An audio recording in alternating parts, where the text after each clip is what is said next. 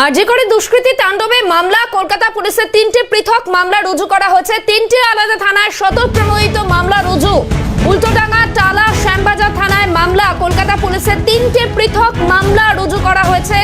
উল্টোডাঙ্গা, টালা, শ্যামবাজার এই 3টি থানায় মামলা, স্বতঃপ্রণোদিত মামলা রুজু করা হয়েছে।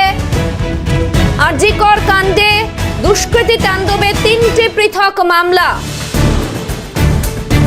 শ্যামবাজার, উল্টোডাঙ্গা এবং টালা থানায় মামলা।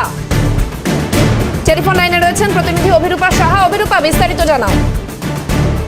দেখো, ইতিমধ্যেই কলকাতা পুলিশের তরফ থেকে মোট 3টি থানায় স্বতঃপ্রণোদিত মামলা রুজু করা হয়েছে। একটি হচ্ছে উল্টোডাঙ্গা থানা, একটি টালা থানা এবং আরো একটি শ্যামপুকুর থানা।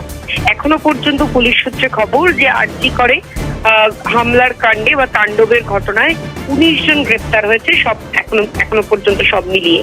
এবার এই 3টি থানায় কেন আলাদা আলাদা করে মামলা রুজু করা হয়েছে তার কারণ, যেটা পুলিশ আধিকারিকরা মনে করছেন যে আরজিকরে হামলার ঘটনায় যে সমস্ত ব্যক্তিরা এসেছিলেন তারা এই সমস্ত থানা সংলগ্ন এলাকারই ব্যক্তি। ফলে 3টি থানা তারা আলাদা আলাদাভাবে স্বতঃপ্রণোদিতভাবে অভিযুক্তদের তল্লাশি অভিযানের কাজ শুরু করেছেন। গত পরশু রাতের পর থেকে একাধিক জায়গায় চলেছে তল্লাশি অভিযান এবং তল্লাশি অভিযানে বিভিন্ন জায়গা, সেটা উল্টোডাঙ্গা হোক, টালা হোক, শ্যামপুকুর হোক, এই সমস্ত জায়গা থেকে যাদেরকে গ্রেপ্তার করা হয়েছে তারা প্রত্যেকেই এই থানাগুলি সংলগ্ন এলাকার বাসিন্দা এবং স্বতঃপ্রণোদিত মামলা রুজু করা হয়েছে।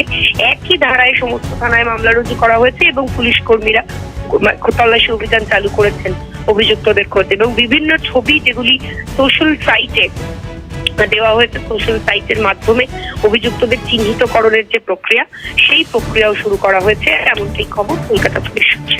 শাহানা। ধন্যবাদ অভিরূপা।